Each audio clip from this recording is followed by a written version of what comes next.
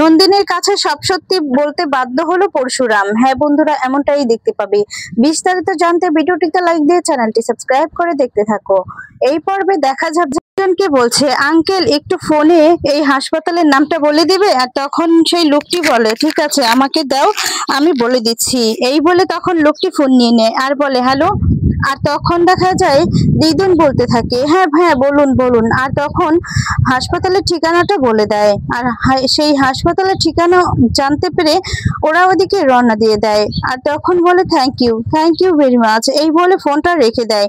অন্যদিকে দেখা যাবে শিবপ্রসাদ চুপ করে দাঁড়িয়ে থাকে, মন খারাপ করে আর কাঁদতে থাকে। তখন সেখানে কাঁদতে কাঁদতে লাড্ডু যায়, গিয়ে তখন বলতে থাকে যে পা, পিকুও কাঁদতে থাকে মাম্মি বলে চিৎকার করে। আর তখন লাড্ডু পরশুরামের কাছে গিয়ে বলতে থাকে যে পা ফাইট করতে পারলো না, হেরে গেল পরশুরাম ফাইট করতে পারলো না।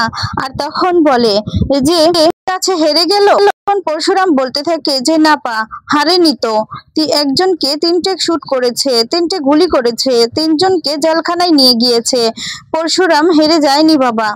লাড্ডু কাটতে থাকে আর বলতে থাকে যে কিন্তু সেখানে তো গল্পের রানী যে সেখানে শুয়ে আছে। আর তখন বলে যে হ্যাঁ বাবা, সেখানে শুয়ে আছে বাবা। বাচ্চাদের কান্না দেখে কেউ সহ্য করতে পারে না, সবাই খুব কষ্ট পেতে থাকে। লাড্ডু চিৎকার করে কাঁদতেই থাকে। আর তখন পরশুরাম বলতে থাকে, কুমারের কিচ্ছু হবে না, বুলেটটা বের করার চেষ্টা করা হচ্ছে, কিচ্ছু হবে না।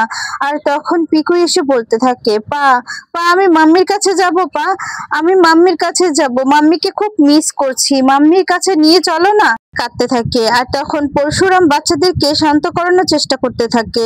তারপর দেখা যাবে যে এদিকে একজনকে ফোন করে আর তখন বলে, হ্যালো, হসপিটালের সন্ধান পেয়েছো? আর তখন জানতে পারে। এরপর বলে, আচ্ছা ঠিক আছে, ওখানে একজনকে সেটেল করে দাও। আর জানার চেষ্টা করো যে মরে গেছে নাকি বেঁচে আছে। আর যদি মরে যায় তাহলে কোন মর্গে রেখেছে, এটা জেনে আমাকে একটা ছবি পাঠাবে, বডির ছবি পাঠাবে, বুঝলে তো?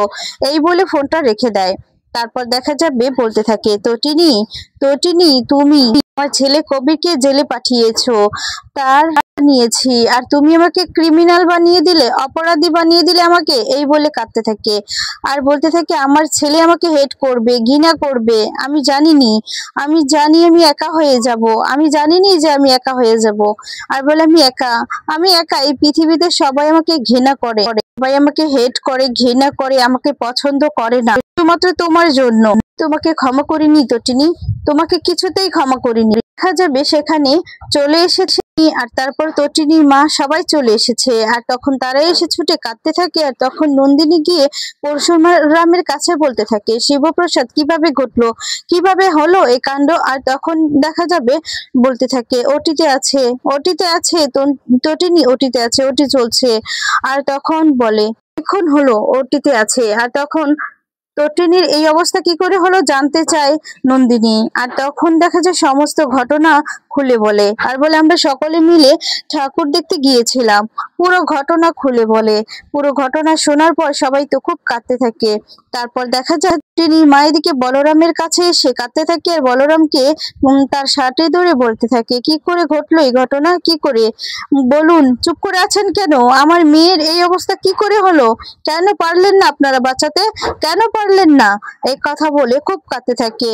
আর বলে, কি হলো, চুপ করে আছেন কেন, আপনি কথা বলছেন না কেন, এই বলে চিৎকার করে কাঁদতে থাকে তটিনীর মা। এদিকে নন্দিনীও কাঁদতে থাকে আর বলে, আমার মেয়ে কেমন আছে আমার মেয়ে। এই সমস্ত কাণ্ড দেখে পরশুরাম ওইদিকে কাঁদতে থাকে। পিকু সহ সবাই খুব অবাক হয়ে যায়। আর তখন দেখা যাবে ডক্টর চলে আসে। আর এদিকে বলরাম বলতে থাকে, দেখুন সরি, আমাদের হাতে আর কিচ্ছু করার নেই। আর তখন জানতে পারে তটিনী আর বেঁচে নেই। এ কথা জানতে পেরে সবাই খুব বেশি কান্নায় ভেঙে পড়ে। আর তখন নন্দিনীও কাঁদতে থাকে তটিনীর মাকে ধরে। তারপর দেখা যায় এদিকে পরশুরাম খুব রেগে যায়। আর এই কথাটা শোনার পর পরশুরাম বলতে থাকে, পরশুরামের অ্যাকশন শুরু। আর তখন দেখা যায় বলরামকে ইশারা দেয়। বলরাম পরশুরামকে ইশারা দিয়ে বুঝিয়ে দেয় যে তটিনী একদম ঠিক আছে। আর সবার কাছে এই কথাটা পৌঁছানোর কারণ হচ্ছে কর্ণ চ্যাটার্জিকে হসপিটালে আনার জন্য, যেন কর্ণ চ্যাটার্জি এই খবরটা পেয়ে হসপিটালে ছুটে চলে আসে। তারপর দেখা যাবে নিজেকে সামলে তারপর সবাইকেই সামলানোর চেষ্টা করতে থাকে। তখন দেখা যায় পিকু বলতে থাকে, কি হয়েছে পা? পা, মাম্মি কেন কথা বলছে না? তখন বলে কিচ্ছু না। আর তখন লাড্ডু বলে, মাম্মির কি হয়েছে পা? মাম্মি কেন কথা বলছে না? আর তখন দেখা যাবে এদিকে টুনির ছোট বোনকে বলছে যে তুমি ওদেরকে একটু নিয়ে যাও, ওদেরকে নিয়ে একটু সামলাও, ওরা এগুলো সহ্য করতে পারবে না, টটিনির কিচ্ছু হবে না। তখন বলে ওকে, আমি তাহলে নিয়ে যাচ্ছি। এই বলে বাচ্চাদেরকে বাহিরে নিয়ে যায়। রাম পরশুরামকে ইশারা দেয় আর বলে শান্ত হওয়ার জন্য। তারপর দেখা যাবে বলরামের কাছে পরশুরাম যায় আর তখন গিয়ে বলতে থাকতো। আর তখন পরশুরাম বলে ইয়েস, গেমটা এবার শুরু যাবে। এদিকে কর্ণ চ্যাটার্জি তার লোকজনের কাছ থেকে জানতে পারে যে তটিনী আর বেঁচে নেই, তটিনী মৃত্যু হয়েছে। এটা জানতে পেরে ফুলের তরা নিয়ে তারপর দেখা যায় হসপিটালে ছুটে চলে আসে। এদিকে একজন ভিডিও রেকর্ড করতে থাকে আর এদিকে তখন এসে দেখতে পায় যে শিবপ্রসাদ মন খারাপ করে দাঁড়িয়ে আছে। এটা দেখতে পেয়ে শিবপ্রসাদের কাছে যায় আর গিয়ে তখন কাঁধে হাত রেখে বলতে থাকে, না সমবেদনা রইলো, দেখো নিজের স্ত্রীকে হারানোর সুখ, সেই সুখটা তাড়াতাড়ি তুমি ভুলতে পারবে না, কারণ এটাই কামনা করি।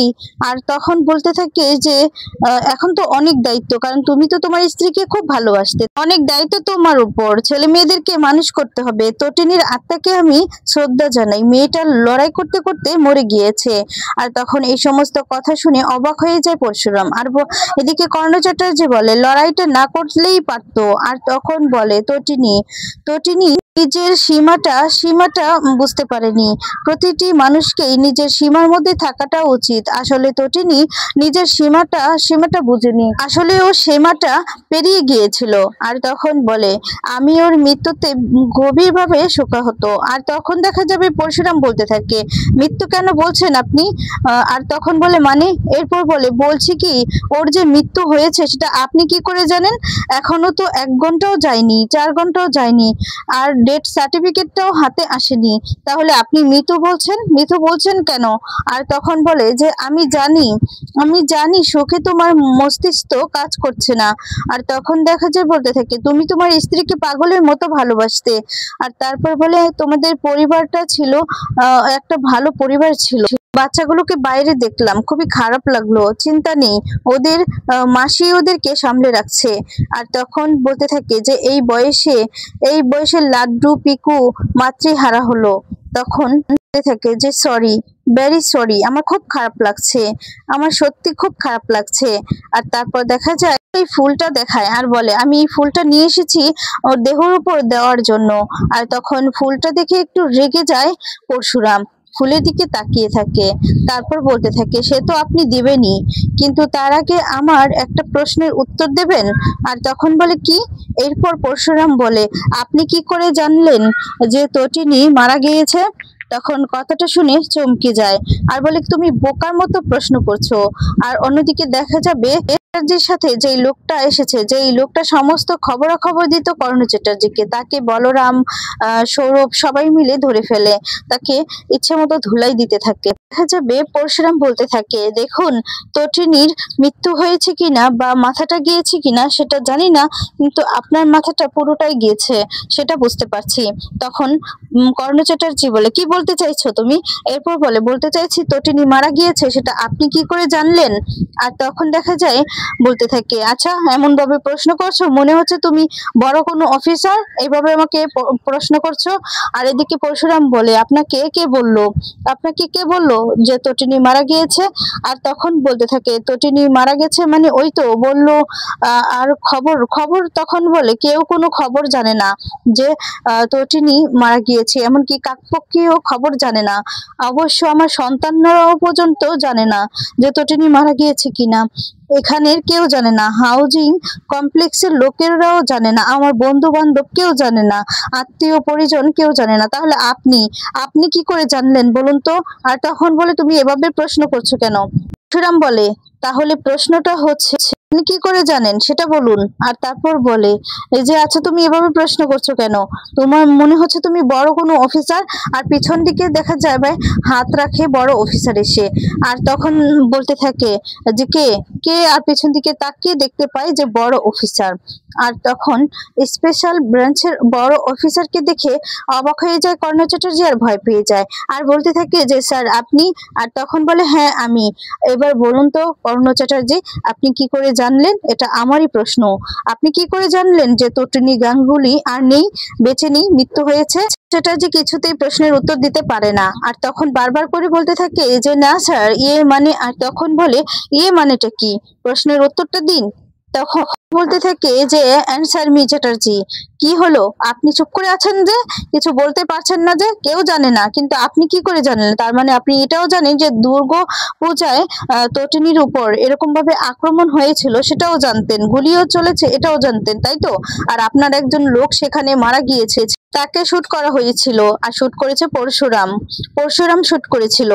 রাখতে থাকে কর্ণ চ্যাটার্জি। কর্ণ চ্যাটার্জি তখন হিমশিম খেয়ে যায়। আর বলে না ইয়ে মানে। এরপর অফিসার বলে যে তারপর তটিনীকে হসপিটালে নিয়ে আসা হয়, আর তারপর মৃত্যু হয়। এবার আপনি আমাকে বলুন যে আপনি এই মৃত্যুর খবরটা জানলেন কি করে, বলুন। আর তখন নিজের জালেই নিজে ফেঁসে যায় কর্ণ চ্যাটার্জি, কিছুই বলতে পারে না। তারপর দেখা যায় কর্ণ চ্যাটার্জিকে যে খবরাখবর দিত তাকে ইচ্ছে মতো ধুলাই দিয়ে সেখানে ফেলে দেয় সবার সামনে। আর তখন তাকে দেখে কর্ণ চ্যাটার্জি ভয় পেয়ে যায়। তখন বলরাম তখন বলছিল স্যার ওই খবরাখবর দিচ্ছিল কর্ণ চ্যাটার্জিকে, তার ফোনটাও বন্ধ করে দিয়েছি, তার ফোনটা আমরা সমস্ত কিছু ডকুমেন্টস দেখতে পেয়েছি। আর তখন সৌরভ বলে হ্যাঁ সময় প্রতিনিয়তই কর্ণ চ্যাটার্জিকে খবর দিত। আর তখন কর্ণ চ্যাটার্জি আর কিছুই বলতে পারে না। এদিকে তখন সেই স্যার বলতে থাকে যে কর্ণ চ্যাটার্জি আপনি আবারও বোকা হয়ে গেলেন। আর তখন বলে পরশুরামের কাছে বোকা হয়ে গেলেন। কথাটা শুনে অবাক হয়ে যায় কর্ণ চ্যাটার্জি, তাকিয়ে থাকে আর বলে বোকা হয়ে গেলাম মানে? আর তখনই দেখা যায় তটিনীকে হাত দিয়ে দেখায়, আর বলে ওই যে দেখুন। এই বলে তখন দেখতে পায় যে তটিনী আসলে মৃত্যু হয়নি, তটিনী বেঁচে আছে। তখন দেখতে পায় যে তটিনীকে নিয়ে যাচ্ছে নার্স। আর তখন এটা দেখে তো অবাক হয়ে যায়, বলে মানে? এরপর বলে হ্যাঁ তটিনী গাঙ্গুলি মৃত্যু হয়নি, আঘাত লেগেছে, তো বুকের পাঁজর থেকে গুলিটা বেরিয়ে গিয়েছে। আর তখন বলতে থাকে ও এখন বেঁচে আছে। কথাটা শুনে বলতে থাকি এটা কিছুতেই হতে পারে না। তারপর কর্ণ চ্যাটার্জির আর কোনো কথাই থাকে না। এরপর বলে তিনি। আর তখন স্যার বলে জীবিত আছে। তখন বলে জাস্ট শোল্ডারে গুলিটা লেগেছে। তারপর বলে ক্রিমিনালদের কাজ কারবার করছেন, কোথায় কোথা থেকে নিশানা পান বলুন তো? কোথায় গিয়ে নিশানাটা দিতে হবে সেটা বুঝতে পারেননি? এনজিওতে মেয়েদের হাতে আগ্নেয়াস্ত্র তুলে দিচ্ছেন, তাদেরকে পাঠাতে পারতেন, শুনেছি ওদের নাকি নিশানাটা নির্ভুল। আর তখন দেখা যায় সেই বড় স্যার বলতে থাকে যে আপনাকে কাস্টডিতে নেওয়া হবে, আপনাকে কাস্টডিতে নিচ্ছি। এই কথাটা শুনে ভয় পেয়ে যায় কর্ণ চ্যাটার্জি, আর বলে না না অফিসার আপনি এটা করতে পারেন না, দেখুন আমি কর্ণ চ্যাটার্জি, এভাবে আপনি আমাকে কাস্টডিতে নিতে পারেন না। আমি আমি পরিবারের লোক, আমি এদের আত্মীয়, এদের পরিবারের লোক, মানে আমার বৌমা, বৌমা ওর শ্বশুর বাড়ির লোক। তাই আমি তাই আমি পরিবার থেকেই খবরটা পেয়েছি, তাই আমি এখানে এসেছি, আমার কথাটা একবার শুনুন। আর তখন বলে আপনি যত যাই বলুন না কেন আপনাকে সেখানে নিয়ে যেতেই হবে। আর তখন সৌরভকে বলে ওকে কাস্টডিতে নিয়ে যাও।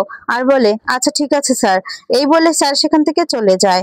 আর তখন সেই ফুলের তরাটা দেখা যাবে পরশুরাম কর্ণ চ্যাটার্জির কাছ থেকে কেড়ে নেয়, নিয়ে তখন সেটা মাটিতে ফেলে দেয়। তারপর এটা দেখার পর তো অবাক হয়ে যায় কর্ণ চ্যাটার্জি, বুঝতেই পারে না যে শিবপ্রসাদ কেন এই সমস্ত কাণ্ড করছে একদম অফিসারের মতো। আর তখন তাকিয়ে থাকে, খুব রাগ করতে থাকে। এদিকে তখন দেখা যাবে সৌরভ বলরাম ওরা বলছে চলুন চলুন, এই বলে তখন সেখান থেকে নিয়ে চলে যায়। খবর দিত তাকেও বলরাম ইচ্ছে মতো মেরে সেখান থেকে নিয়ে যায়। আর তারপর এদিকে দেখা যাবে পরশুরাম তখন তটিনীর কাছে ছুটে আসে, তটিনীকে নিয়ে যেতে লাগলে তখন বলছে এক মিনিট, এই বলে তটিনীর কাছে যায়। তটিনীর কাছে গিয়ে তখন বলে I am sorry, I am sorry তোমার কাছে সবকিছু লুকোনোর জন্য। আর তখন মনে করতে থাকে তটিনী একদিন ফোন করে বলেছিল যে আমার যদি কিছু হয়ে যায়, আমি যদি তোমাদের কাছ থেকে দূরে চলে যাই, আমি না তোমাদেরকে হারাতে পারবো না। তখন পরশুরাম বলছিল, তুমি এই কথা কেন বলছো? আর তখন বলে, আমার সবকিছু হারানোর ভয় করছে। আর এদিকে তখন দেখা যায় তটিনীর কপালে চুমু খায় পরশুরাম, আর বলতে থাকে যে তোমার কাছ থেকে সবকিছু লুকানোর জন্য আমাকে তুমি ক্ষমা করে দাও। সে সুস্থ হয়ে, তোমার মতো নারীর এই পৃথিবীতে দরকার আছে, প্রয়োজন আছে। তুমি অনেক ভালো, আমার বাচ্চাদের তোমার খুব প্রয়োজন, আমার প্রয়োজন। এই বলে তখন কাঁদতে থাকে। আর তখন নার্স বলছে, স্যার দেরি হয়ে যাচ্ছে। আর তখন বলে, আচ্ছা ঠিক আছে, নিয়ে যান। তারপর দেখা যাবে পরশুরাম সেই লোকটাকে নিজের হাতে মারে, আর বলরাম তাকে নিয়ে যায়। আর তারপরে দেখা যায় পরশুরাম আবার ফোন করেছে কর্ণ চ্যাটার্জি কাস্টডিতে। আর তখন ফোন করে বলতে থাকে যে কি কি কেমন গেম খেললাম, গেমটা আপনি শুরু করেছেন, আমি শেষ করেছি। আর তখন শিবপ্রসাদের মুখে এমন কথা শুনে অবাক হয়ে যায় কর্ণ চ্যাটার্জি, আর বলে মানে? আর তারপর দেখা যাবে অন্যদিকে নন্দিনী বারবার করে প্রশ্ন করছে যে তুমি আসলে কি কাজ করো বলো, আর কে তুমি? আর তখন সমস্ত কিছু প্রশ্ন পরশুরাম বলে, আপনি কি বলছেন এসব, আমি বুঝতে পারছি না। তখন বলে, না বোঝার তো কিছুই নেই, তুমি কে বলো, সত্যি কথা বলো। তো বন্ধুরা, পরশুরাম কি এবার বলে দিবে সে কে? তোমাদের কি মনে